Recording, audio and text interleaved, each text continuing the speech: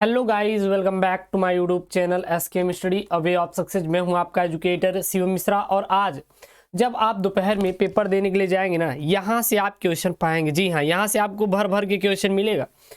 और आज मैं इसमें पूरा पूरा दिखाने वाला हूँ आपका किस प्रकार से आएगा। भाई साहब तैयार कर लीजिए, अंतिम 1 घंटे का टाइम बचा हुआ है।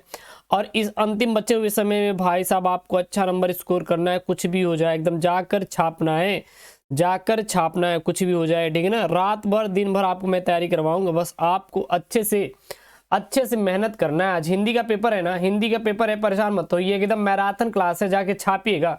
आपको ढेर सारी वीडियो मैं लेके आने वाला हूँ आज, ठीक है ना। जो टाइम आपको दिया जाएगा 3 घंटे 15 मिनट का टाइम दिया जाएगा। 100 नंबर का क्या रहेगा, पूर्णांक रहेगा, ठीक है ना। और आपको जो प्रारंभ के 15 मिनट मिलेंगे वो आपको प्रश्न पत्र पढ़ने के लिए क्या रहेंगे, निर्धारित रहेंगे। प्रश्न पत्र 2 खंडों में रहेगा, खंड क में रहेगा और क्या रहेगा, खंड ख में रहेगा। तो भाई साहब इन जो प्रश्नों को आपको पढ़ के जाना है। आप जो मैं यहाँ पे प्रश्न लेके आया हूँ, आप पढ़ के जाइएगा और छाप कर चले आइएगा। ये सब प्रश्नों को पढ़ के जाइए और आप छाप कर चले आइएगा। इसको याद कर लीजिए, क्या भूलूं क्या याद करूं, आत्मकथा है। क्या भूलूं क्या याद करूं, किसकी आत्मकथा है। कमेंट बॉक्स में भाई साहब आंसर छापिए, आंसर छापिए कमेंट बॉक्स में, एकदम छापिए। बहुत इंपॉर्टेंट क्वेश्चन को लेके आए जो कि पेपर में आज आपके आएगा। और मैं देखना चाहता हूँ कि आपने कितना तैयारी किया, क्योंकि ढेर सारा वीडियो तो मैंने आपको दे दिया है। क्या भूलूं क्या याद करूं किसका है, सुमित्रानंदन बंद का, डॉक्टर राजेंद्र प्रसाद का, हरिवंश राय बच्चन का, या फिर अज्ञे का। क्या भूलूं क्या याद करूं किसकी आत्मकथा है। उसके बाद है विशस्य विस्मो सधम की गद्य विधा है। कौन सी कहानी है, नाटक है, उपन्यास है या फिर निबंध है।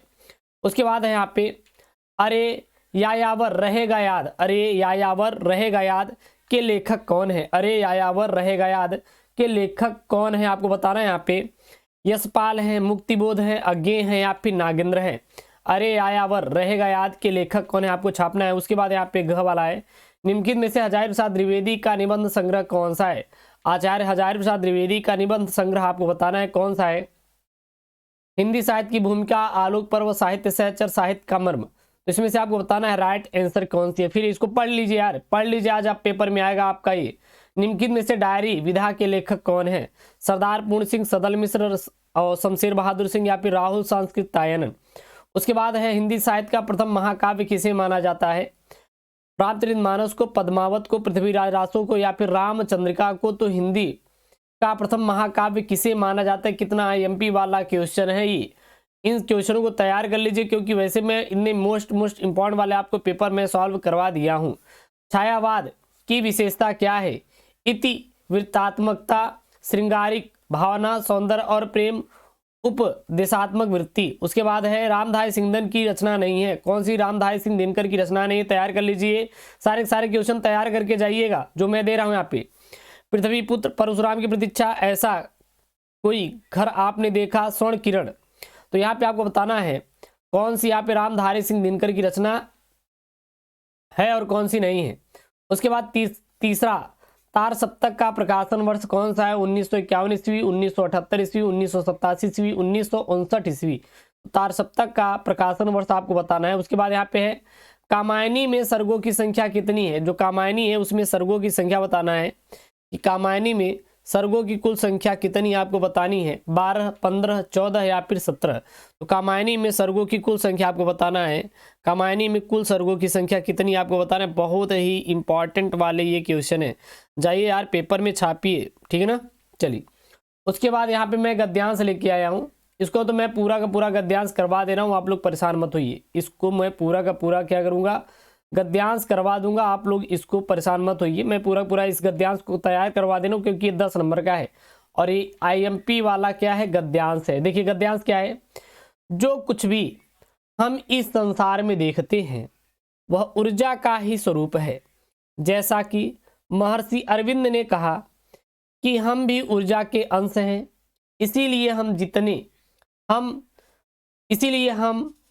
इसीलिए जब हमने यह जान लिया कि आत्मा और पदार्थ दोनों ही अस्तित्व का हिस्सा हैं, तो वे एक दूसरे से पूरा तदात्म रखे हुए हैं, तो हमें यह एहसास भी होगा कि भौतिक पदार्थों की इच्छा रखना किसी भी दृष्टिकोण से शर्मनाक या गैर आध्यात्मिक बात नहीं है। यहाँ पे ये क्या है, गद्यांश है। गद्यांश क्या है, कुछ भी हम इस संसार में देखते हैं तो वह ऊर्जा का क्या होता है, एक स्वरूप है। जैसा कि महर्षि अरविंद ने कहा है कि हम ऊर्जा का एक अंश हैं, इसीलिए जब हमने यह जान लिया कि आत्मा और पदार्थ दोनों ही अस्तित्व का हिस्सा है, वे एक दूसरे से पूरा तादात्म्य रखे हुए हैं, तो हमें यह एहसास भी हुआ होगा कि भौतिक पदार्थों की इच्छा रखना किसी भी दृष्टिकोण से शर्मनाक या गैर आध्यात्मिक बात नहीं है। अब यहाँ से आपके क्वेश्चन पूछे जाएंगे, महर्षि अरविंद ने क्या कहा, महर्षि अरविंद ने क्या कहा। आप क्वेश्चन का आंसर ढूंढना सीखिए, आप लोग क्वेश्चन का आंसर ढूंढना सीखिए, क्योंकि वहाँ पे आपको क्वेश्चन का आंसर ढूंढ ढूंढ के करना है। आपको वहाँ पे क्वेश्चन का आंसर ढूंढ ढूंढ के करना है भाई साहब, और बहुत इंपॉर्टेंट वाले यहाँ पे मैं बता रहा हूँ, आप इन सब तैयार करके चले जाइएगा। आपको इन सब जितने भी हैं सारे के सारे को आपको तैयार करके जाना है, जो कि आपके पेपर में आएगा, इससे बाहर ना आने वाला है ना आएगा। इसलिए भाई साहब बिल्कुल आप लोग बिल्कुल पक्का कर लो, पूरा का पूरा क्वेश्चन को क्या कर लो, पक्का कर लो। यहाँ से पेपर में प्रश्न बहुत अच्छा खासा बनेगा। तो देखिए, जैसा कि महर्षि अरविंद ने कहा, अब देखिए कहा है ना कि हम ऊर्जा का ही अंश है, हम ऊर्जा का ही अंश है। तो महर्षि अरविंद ने क्या कहा, तो महर्षि अरविंद ने आत्मा और पदार्थ को अस्तित्व का क्या बताया, हिस्सा बताया। यहाँ देखिए अस्तित्व का क्या बताया, हिस्सा बताया। हमने यह जान लिया कि आत्मा और पदार्थ दोनों ही अस्तित्व का क्या है, हिस्सा है। तो ये क्वेश्चन का आंसर आप जब ढूंढ के करेंगे ना तो सही रहेगा। आप कितना क्वेश्चन को याद करेंगे यार, आप ढूंढ के करना सीखिए, आप याद मत कीजिए, उसको करना सीखिए। ढूंढ ढूंढ के क्वेश्चन को जब करेंगे तो अच्छे तरीके से आप हल करके आओगे। उसके बाद यहाँ पे हम इस संसार में जो कुछ देखते हैं वह क्या है, हम इस संसार में जो कुछ देखते हैं वह क्या है। यहाँ पे देखिए, यहाँ पर देखिए आप लोग, यहाँ पर देखिए।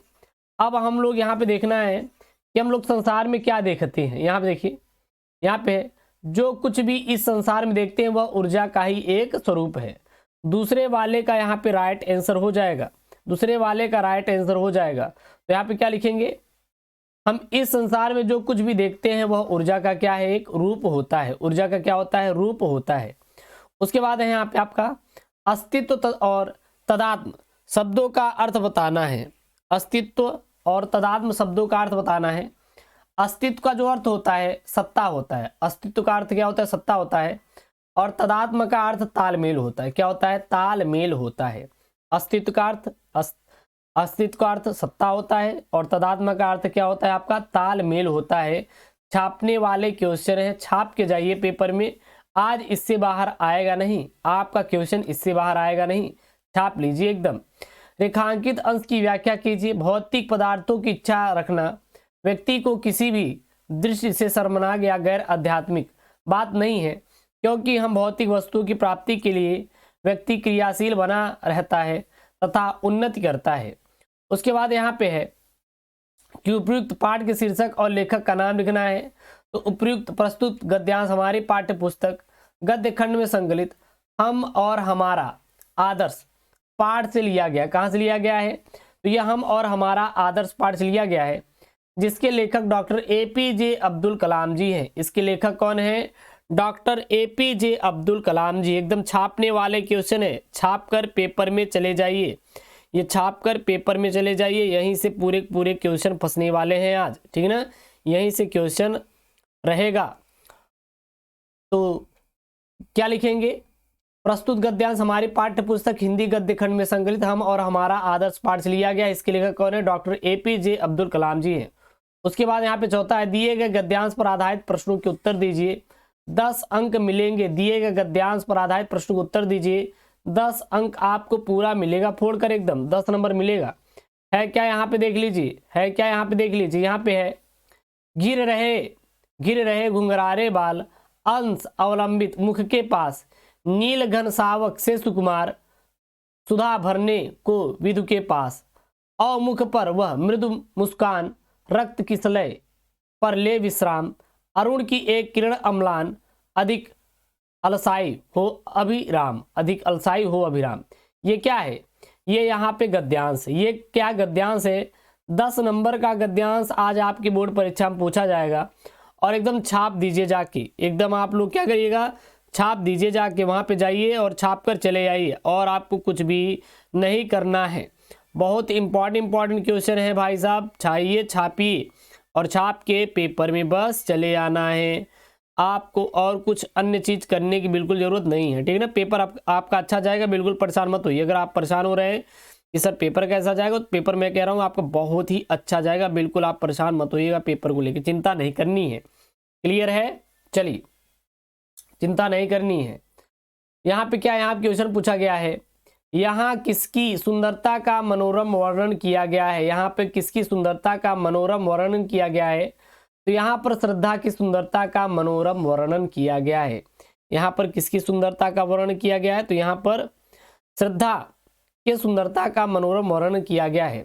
अरुण की एक किरण अम्लान अधिक अलसाई हो, अभिराम में कौन सा अलंकार है। अरुण की एक किरण अम्लान अधिक अलसाई हो, अभिराम में कौन सा अलंकार है। तो अरुण की एक किरण अम्लान अधिक अलसाई हो, अभिराम में अनुप्रास अलंकार है। कौन सा अलंकार है इसमें?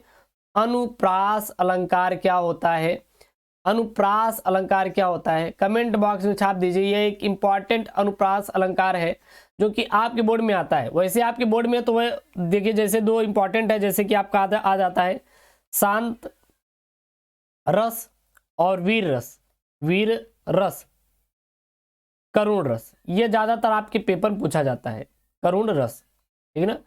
और उत्प्रेक्षा अलंकार, उत्प्रेक्षा अलंकार, उपमा अलंकार और रूपक अलंकार, यह आपके बोर्ड में पूछा जाता है। ये इंपॉर्टेंट है, आप लोग अलंकार रट डालिए, एकदम छाप डालिए। उसके बाद यहाँ पे अम्लान तथा अभिराम शब्दों का अर्थ बताइए। अम्लान का अर्थ क्या होता है? स्वच्छ होता है, और अभिराम का क्या होता है? विश्राम होता है। रेखांकित अंश की व्याख्या कीजिए। आप रेखांकित अंश अपने से आप लोग छाप दीजिएगा, कोई दिक्कत नहीं है। श्रद्धा के कंधों पर लटकती हुई घुंघराले बाल की लट श्रद्धा के मुख के पास झूल रही है। उसके बाद यहाँ पे उपयुक्त कविता का शीर्षक और कवि का नाम लिखिए। तो उपयुक्त कविता का शीर्षक श्रद्धा मनु है, और कवि है जय शंकर प्रसाद। कौन है? कवि है जय शंकर प्रसाद। तो यहाँ पे हिंदी का 10 बहुविकल्पी था, जो कि आपको क्वेश्चन का आंसर देना है।